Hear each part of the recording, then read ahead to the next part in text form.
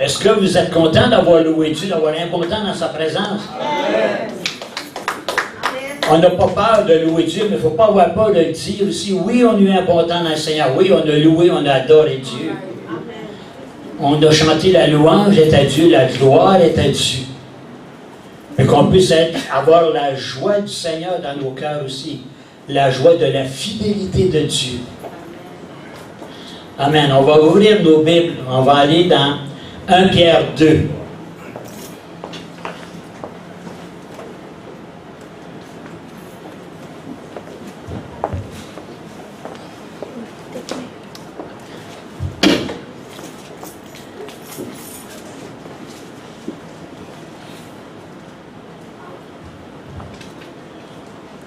On va lire les versets 9 à 12. 1 Pierre, le 2e chapitre, les versets 9 à 12. Je vais lire dans ma Bible ici, on a des versions différentes, mais ça revient au même. Vous, au contraire, vous êtes un peuple choisi, des prêtres royaux, une nation sainte, un peuple racheté, afin de proclamer les louanges de celui qui vous a appelé des ténèbres à sa merveilleuse lumière. Vous qui autrefois n'étiez pas un peuple, vous êtes maintenant le peuple de Dieu. Vous qui n'aviez pas obtenu compassion, vous avez maintenant obtenu compassion.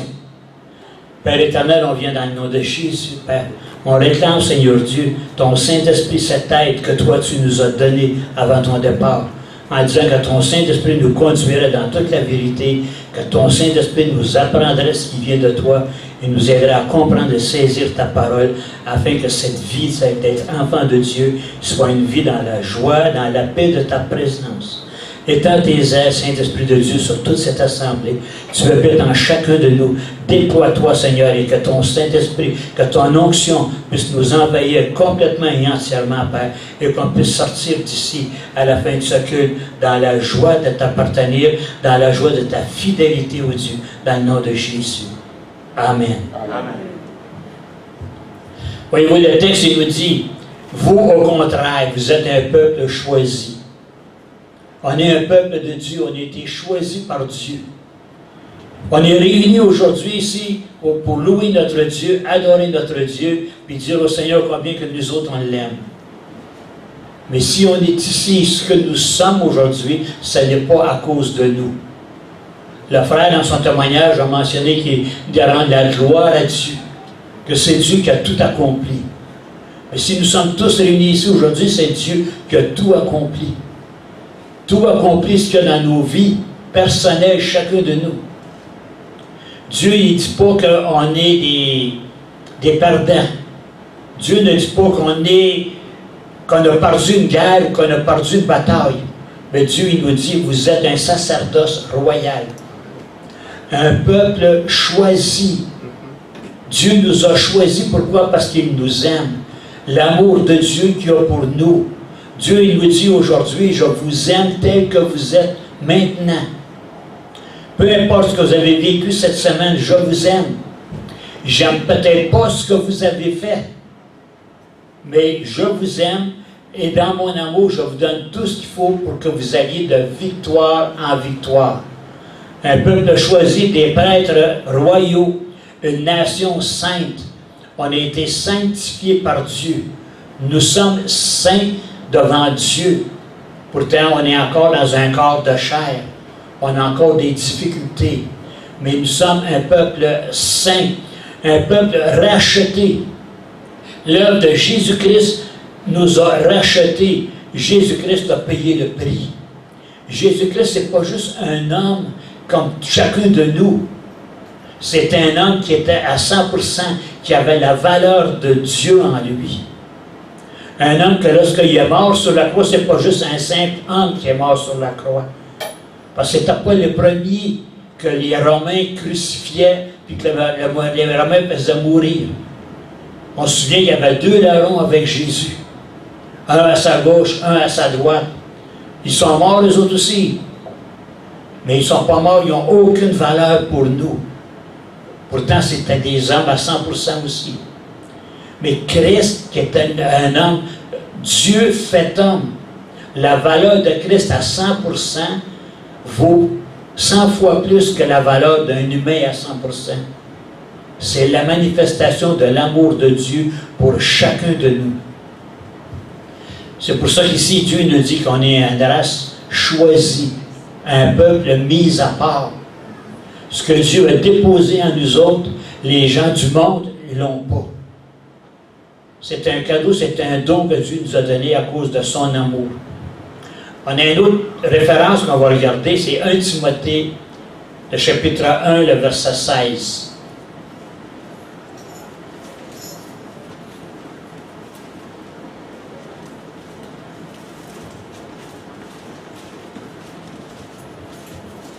« 1 Timothée 1, le verset 16. C'est Paul qui parle à Timothée, mais il nous dit « Mais il m'a été fait grâce afin que Jésus-Christ montre en moi le premier toute sa patience et que je serve ainsi d'exemple à ceux qui croiront en lui pour la vie éternelle. » Je vais le relire. « Mais il m'a été fait grâce afin que Jésus-Christ montre en moi le premier toute sa patience et que je serve ainsi d'exemple à ceux qui croiraient en lui pour la vie éternelle. » Qu'est-ce que Christ a fait? En premier, il a voulu montrer en moi, en premier, sa patience. Dieu nous a démontré sa patience envers chacun de nous. Ce que nous étions, ce que nous sommes maintenant, Dieu a manifesté sa patience en nous parce qu'il veut nous changer, nous transformer. On n'a pas terminé, mais la patience de Dieu, il nous la donne, il nous la montre, il nous la démontre, cette patience-là. La patience en premier, de donner toute cette présence de Dieu en nous. Une autre référence qu'on va regarder, 1 Corinthiens 10, le verset 11. On va voir plusieurs références, mais c'est parce que je vais vous amener à quelque part. 1 Corinthiens 10, le verset 11.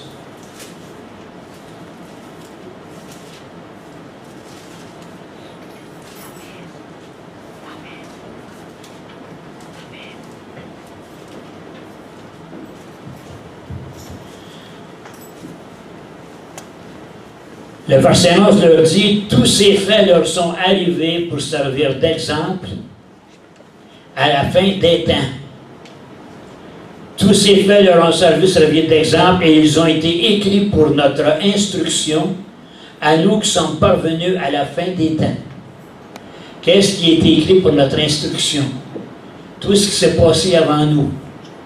On regarde aujourd'hui l'Ancien Testament, on regarde où est-ce qu'on est rendu aujourd'hui.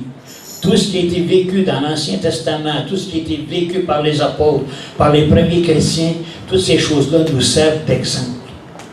On a les exemples des réussites qu'ils ont fait avec la grâce de Dieu et l'opération du Saint-Esprit. Mais il y a des manquements dans lesquels ils ont fonctionné aussi, qu'ils ont marché, et puis que la parole de Dieu nous les a donnés afin que nous, on ne tombe pas dans les mêmes péchés. Afin que nous, on ne fasse pas les mêmes erreurs. On a cet avantage, on pourrait dire, sur plusieurs humains qui ont vécu avant nous. Parce qu'on a la parole de Dieu au complet. Dans l'Ancien Testament, ils avaient une partie de la parole de Dieu. Mais nous, aujourd'hui, nous avons tout. Nous avons même les erreurs qu'ils ont faites afin de ne pas tomber dans les mêmes erreurs, afin de ne pas nous laisser séduire par l'ennemi. Parce qu'on a un ennemi, et puis il est ratoureux, il est pervers. Il essaie de nous emmener dans un endroit où est-ce qu'on peut dire « Hey, on va être bien », mais en réalité, il nous amène dans un endroit qui nous éloigne de la présence de Dieu, nous éloigne de la parole de Dieu. On va aller voir 1 Samuel. On s'en va dans l'Ancien Testament, mais on va demeurer dans l'Ancien Testament, 1 Samuel 8.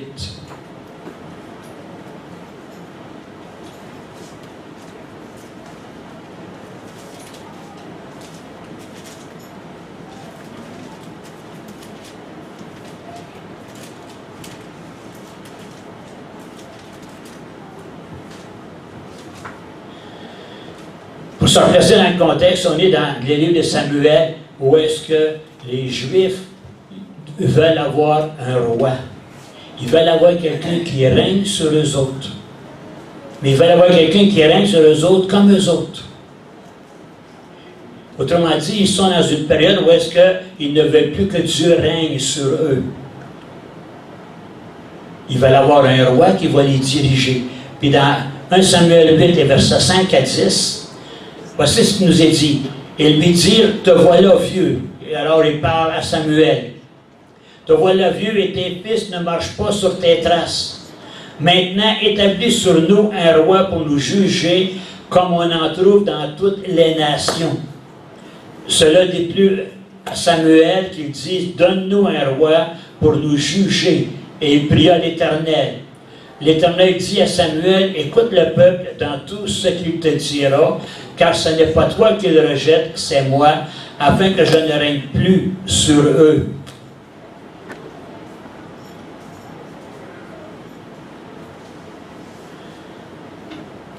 Ils agissent envers toi comme ils l'ont toujours fait depuis que je les ai fait sortir d'Égypte jusqu'à aujourd'hui. Ils m'ont abandonné pour servir d'autres dieux.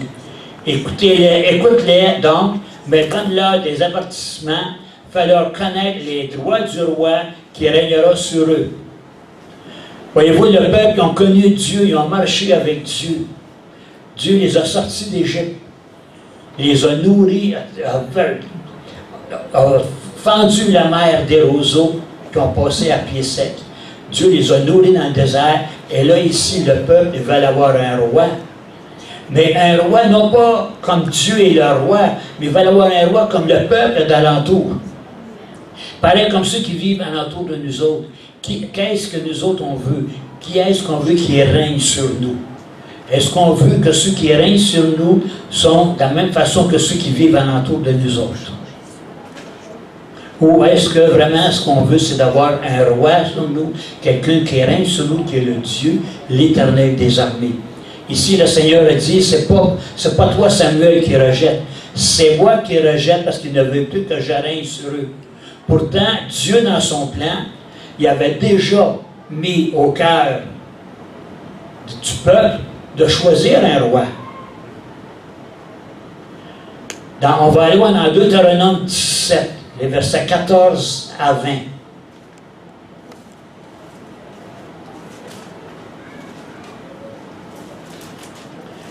Plusieurs années avant, Dieu avait donné ses ordres, avait donné ses directives. Dans les versets 14 à 20, voici ce que Dieu dit. Lorsque tu seras entré dans le pays que l'Éternel, ton Dieu, te donne, lorsque tu le posséderas, que tu auras établi ta demeure, et que tu diras, je veux établir à ma tête un roi, comme toutes les nations qui m'entourent.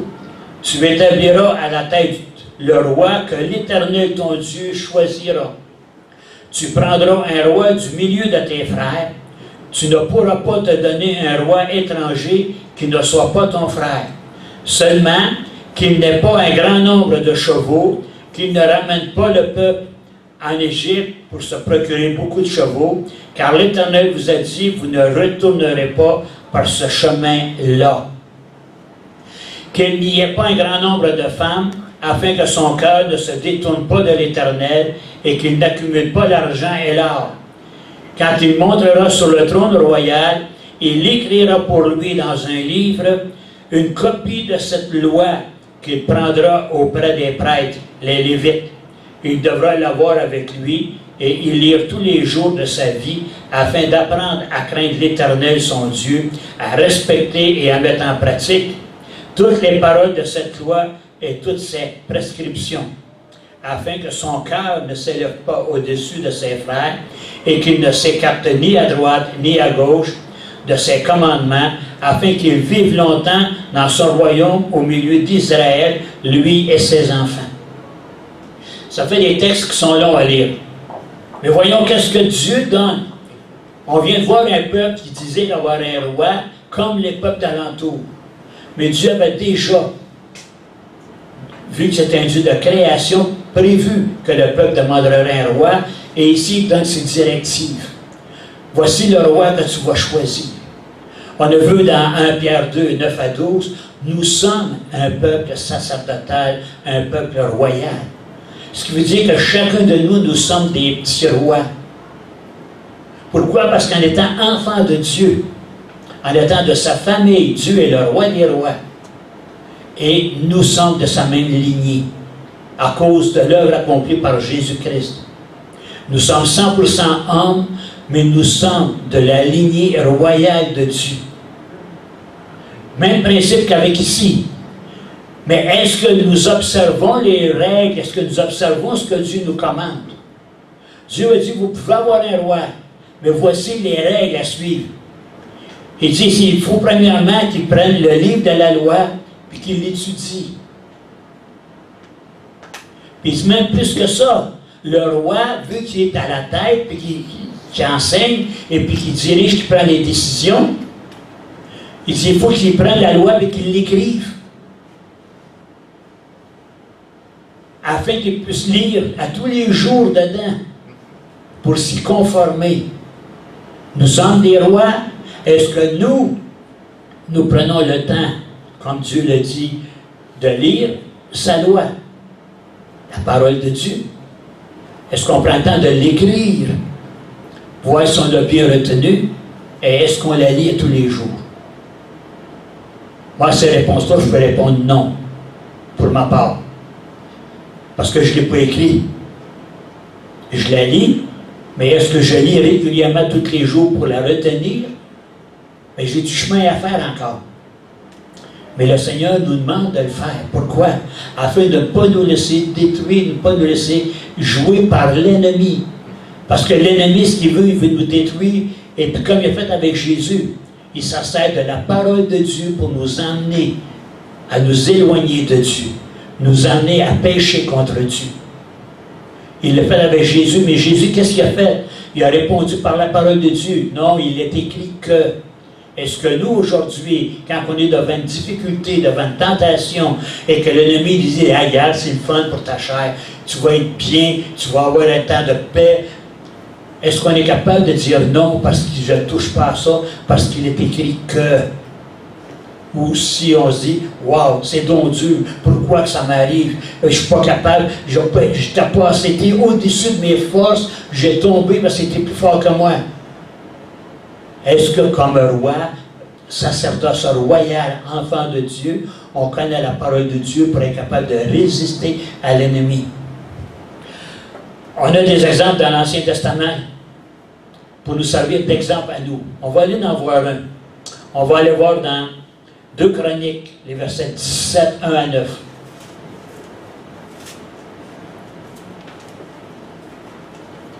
On va voir un roi. Comment est-ce qu'il se conduit? 2 Chroniques, le verset 17.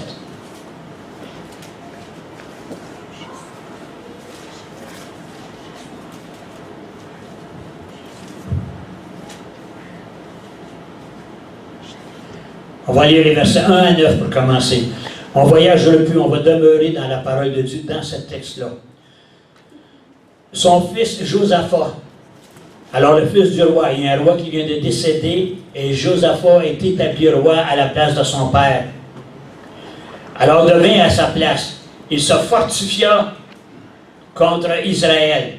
Il mit des troupes dans toutes les villes fortifiées de Juda et des garnisons dans le pays de Juda et dans la ville d'Éphraïm. Donc son père Asa s'était emparé. L'Éternel fut avec Josaphat parce qu'il marcha sur la voie que suivait son ancêtre David au début et qu'il ne consulta pas les Baals. C'est en effet au Dieu de son ancêtre qu'il eut recours et il suivit ses commandements sans imiter ce que faisait Israël. L'Éternel a fermé la royauté entre les mains de Josaphat. Tout Juda lui payait un tribut et il eut des richesses et de la gloire en abondance. Son cœur s'engagea toujours plus dans les voies de l'Éternel et il fit encore disparaître de Juda les hauts lieux et les poteaux sacrés. La 3e année de son règne, il chargea ses chefs, Ben-Aïal, Abdias, Zacharie, Nathanaël et Michée, d'aller enseigner dans les villes de Juda. Il envoya avec eux les Lévites, On va sauter les noms parce qu'il y en a plusieurs qui sont difficiles à lire. Ainsi que les prêtres, et ils enseignèrent dans Juda avec le livre de la loi de l'Éternel. Ils parcoururent toutes les villes de Juda et enseignèrent parmi le peuple. Voyez-vous, on a ici le roi Josaphat. Il a marché dans les voies de son père. Chacun de nous, on peut dire, c'est qui son père? C'est Asa. Mais si on regarde dans le texte ici, qu'est-ce qu'il nous dit? L'Éternel fait avec Josaphat qui marcha dans la voie que suivait son ancêtre David. De ce qu'il faisait. Alors, son père à lui, il n'a pas basé sur qui était son père, mais il s'est basé sur qui était vraiment le roi qui avait marché avec Dieu. Il s'est basé sur David. Il fit ce que David avait fait. Il fit ce que son père David avait fait. Il a médité la loi de l'Éternel.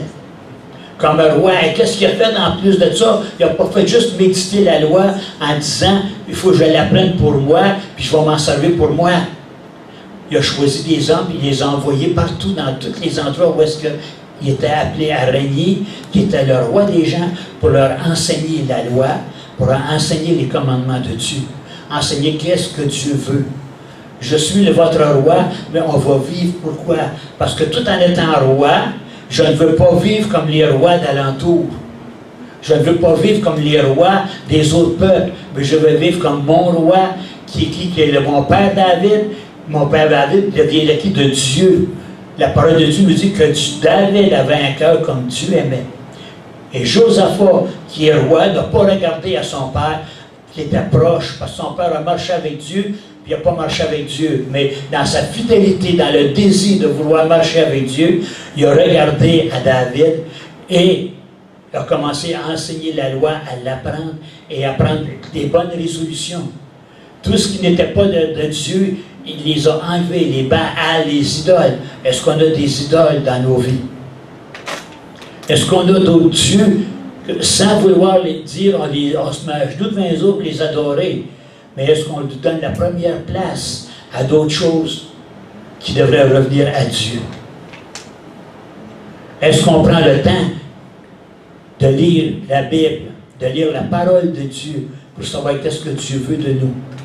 Quel est le comportement que Dieu veut que nous ayons aujourd'hui? Est-ce qu'on prend le temps de regarder dans nos temps? Est-ce qu'on a ce temps-là qu'on peut prendre pour lire la parole de Dieu, prendre un temps pour louer? On a loué Dieu ce matin. On a eu des chants. Mais est-ce que chacun de nous à la maison, on prend le temps de louer notre Dieu?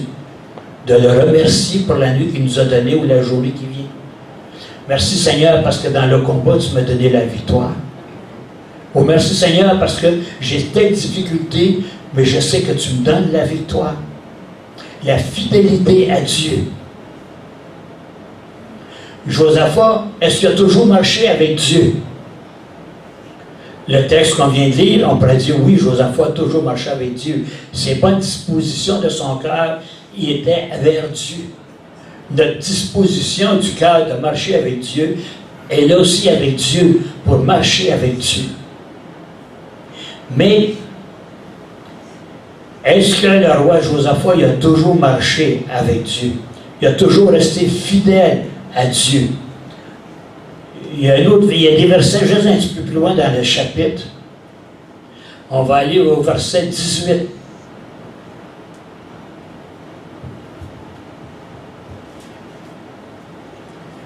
Les premiers versets nous disent « Josaphat eut des richesses et de la gloire en abondance.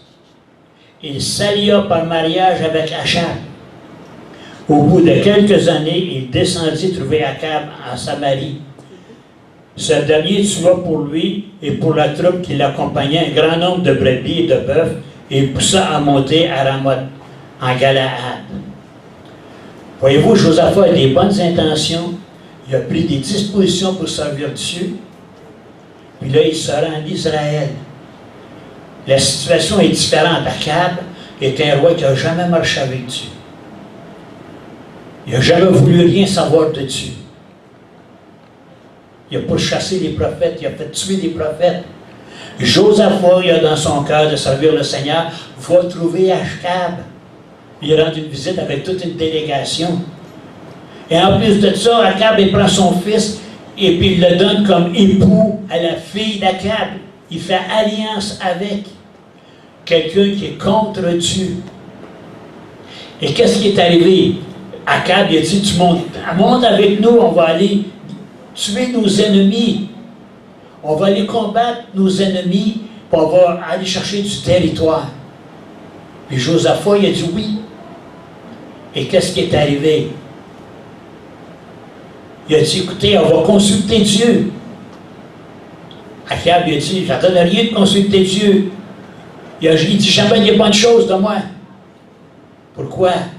Parce que Achab n'était pas en présence de Dieu, ne marchait pas avec Dieu. Mais Josaphat, malgré qu'il avait un cœur fidèle à Dieu, un cœur sincère, ici, il s'est détourné de Dieu. Il est allé voir Achab, il a permis que son fils se marie avec Jézabel, la fille, avec sa fille, pas Jézabel, mais avec sa fille. Et puis là, il l'amène invité pour aller à Ramoth, en Galéade, pour aller faire la guerre au peuple ennemi. Il est allé, mais qu'est-ce qui est arrivé? Achab s'est fait tuer. Ils ont perdu la bataille. Puis lui-même, Josaphat, il est obligé de crier à Dieu pour avoir la vie sauve. Parce que c'est dans la guerre, il était entouré par les ennemis, lui. Puis quand il les a vus, il a crié à Dieu. Seigneur, sauve-moi! Il s'est sauvé d'un coup sec, quelqu'un qui était dans cette difficulté-là, qui avait besoin de Dieu. Merci Seigneur, parce que tu sais ce qu'il a fait. Mais pour nous, quand on est dans une situation où est-ce que c'est difficile pour nos vies, qu'on est dans une situation où est-ce que l'ennemi vient et nous présente quelque chose, est-ce qu'on va faire comme Josaphat? Que le Seigneur sauve-moi, délivre-moi Seigneur, ou si on va se réjouir de cette difficulté-là pour satisfaire notre chair. Et la défaite est là. On vient de perdre, de briser notre relation avec Dieu. Josaphat a tombé. Pour nous aussi, c'est facile. On peut tomber du aussi à l'exemple de Josaphat. Mais qu'est-ce qui est arrivé avec Josaphat? On va regarder 2 Chroniques 18 et verset 21.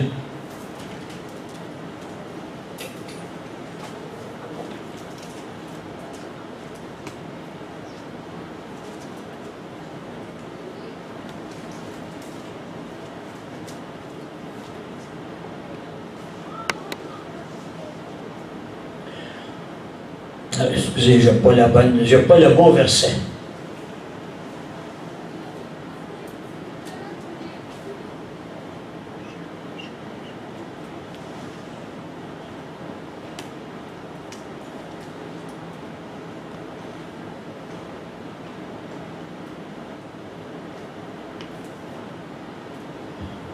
On va aller 2 Chroniques 18-30.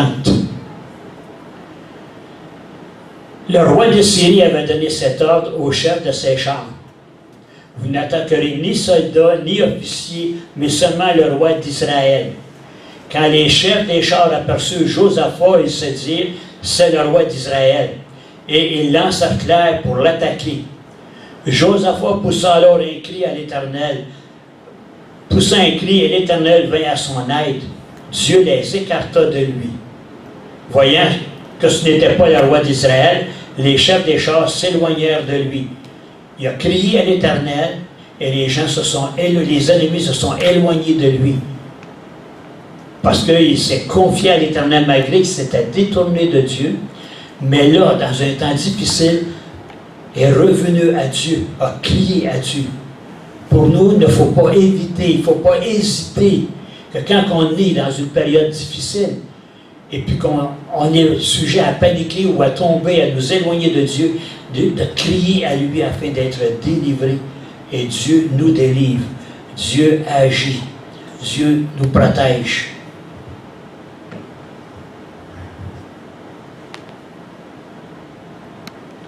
Mais qu'est-ce qui est arrivé quand Josaphat est revenu à Juda?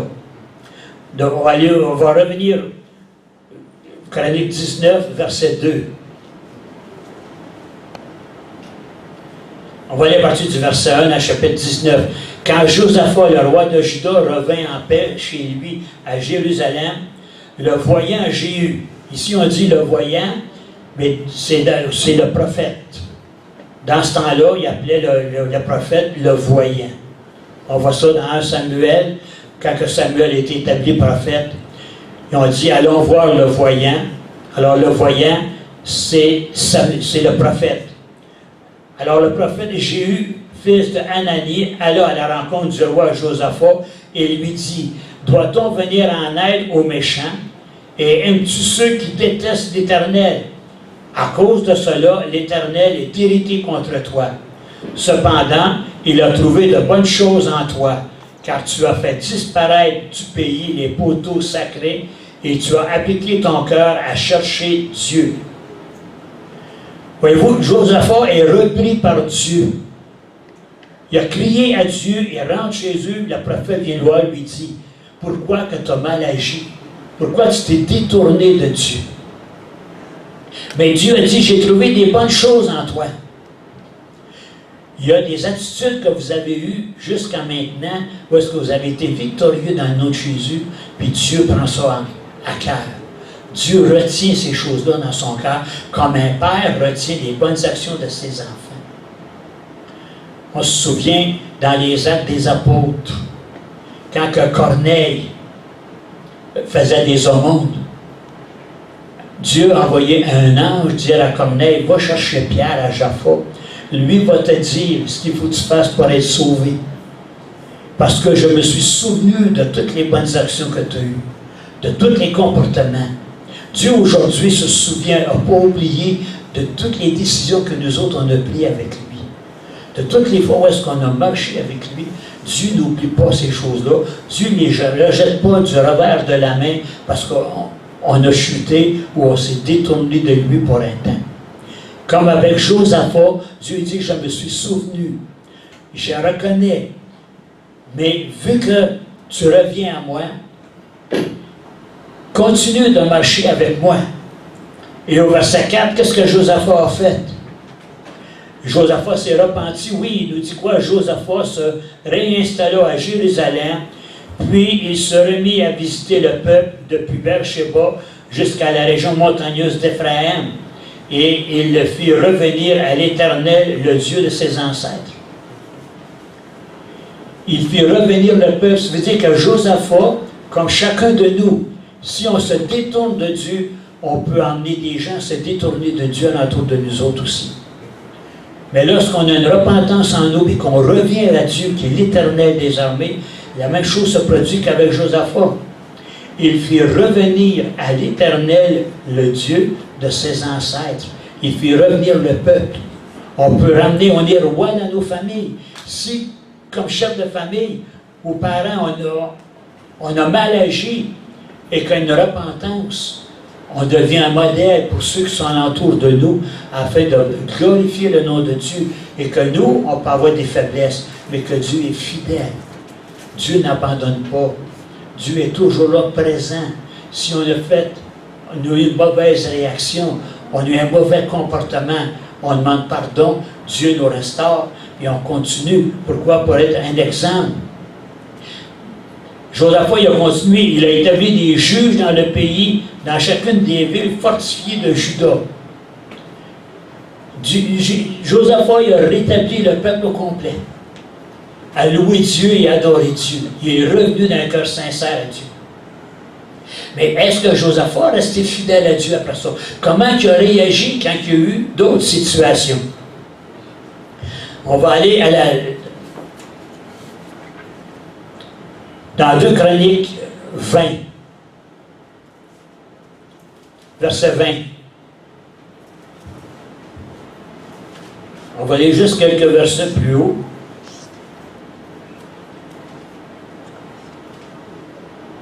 On va aller au début du chapitre 20. Après cela, les Moabites et les Ammonites, accompagnés des Maonites, marchèrent contre Josaphat pour lui faire la guerre. On va annoncer à Josaphat, une foule nombreuse s'avance contre toi depuis l'autre côté de la mer, depuis la Syrie, et ils sont déjà à Hatzatamar, c'est-à-dire En-Gidi. Josaphat eut peur et décida d'aller chercher le roi d'Israël. Non, Josaphat eut peur et décida de chercher l'Éternel et proclama un jeûne pour tout Juda.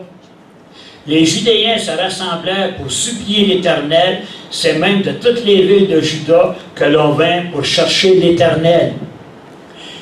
La première fois, il a succombé, on a manqué. Dans nos vies, nous autres aussi, on a tombé, on a chuté. Mais lorsqu'il y a les futures épreuves qui viennent, quelle attitude que nous allons avoir? Prenons le roi Josaphat comme exemple.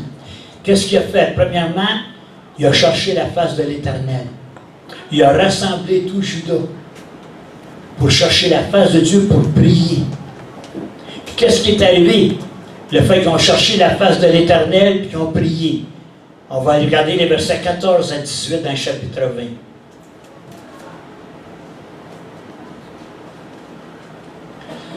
Alors l'Esprit de l'Éternel reposa au milieu de l'assemblée sur Jacaziel, fils de Zacharie, et descendant de Benaja, Jéhiel et Matania.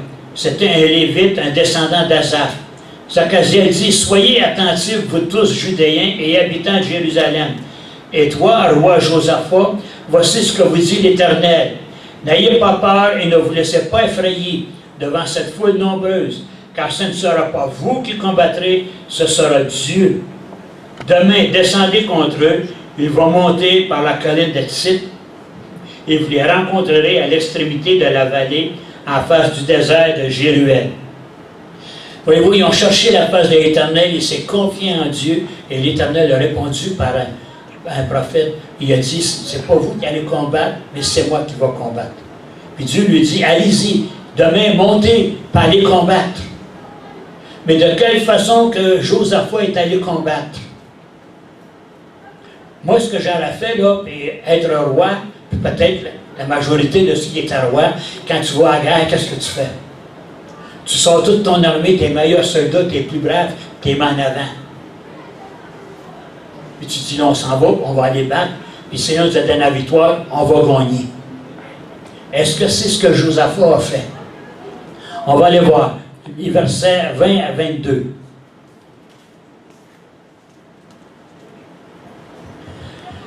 Le lendemain, ils se levèrent tôt et partirent pour le désert de Tekoa.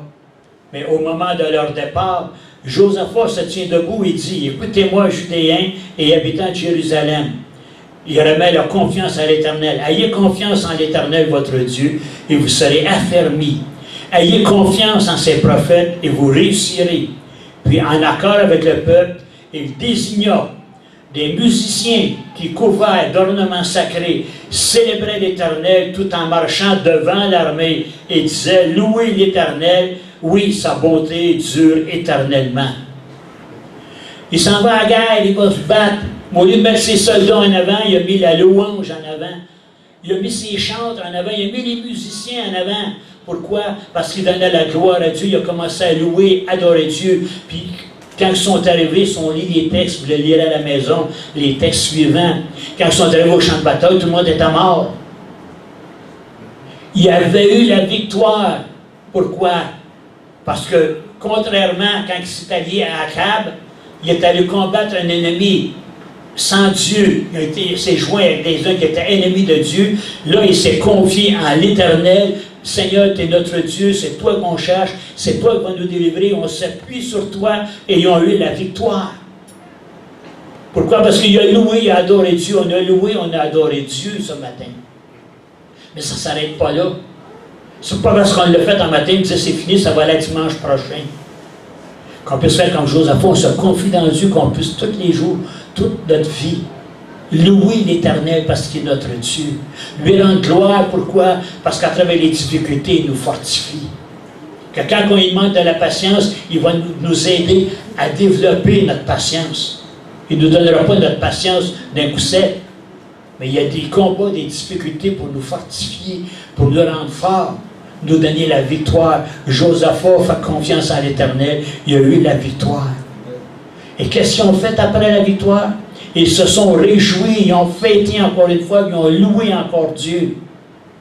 On va avoir un temps d'agapé tout à l'heure, qu'on puisse ensemble, à l'exemple de Josaphat, nous réjouir de ce que nous sommes tous enfants de Dieu, nous sommes tous dans la victoire et non pas dans la défaite. On peut avoir perdu des batailles, mais il y a une chose qui est certaine, c'est que j'ai lu la fin du livre, puis la guerre, c'est nous autres qui la gagnons, c'est pas l'ennemi. Alors on est victorieux. Soyons victorieux aujourd'hui, laissons nos défaites de côté, puis disons, revenons à l'Éternel. Éternel, je me tourne vers toi, je te loue, je te rends grâce parce que tu es mon Dieu. Pardonne-moi parce que j'ai manqué, mais merci parce que tu me donnes ce qu'il faut pour avancer, pour grandir en ta présence, puis continuer à te louer, puis à te remercier, puis à être dans la joie qu'on vit dans un monde qui est séparé de Dieu, mais que nous ne sommes pas séparés de Dieu. Le roi a nommé des chanteurs, marcher en avant de l'armée, faire les chants de l'Éternel, louer l'Éternel que sa miséricorde dure à toujours. Amen. Amen. Père éternel, on vient devant toi pour on veut te rendre grâce. On veut te remercier pour ce temps que tu nous as donné ce matin, de te louer, Seigneur Dieu, d'adorer ton nom, de te rendre la gloire, l'honneur et la louange. Et Père, le désir de mon cœur, par la puissance de ton Saint-Esprit, que ton Saint-Esprit nous rappelle à tous les jours cette semaine que nous avons à nous réjouir dans ta grâce, à nous réjouir de ta présence, parce que tu es un Dieu fidèle qui n'abandonne aucun de ceux qui se confient en lui. Et Seigneur, non pas juste cette semaine, mais tout le restant de nos vies, jusqu'à ce que tu reviennes, que ton peuple puisse te louer, te bénir et t'adorer pour ta plus grande gloire à toi, Père, à notre Jésus. Amen. Amen.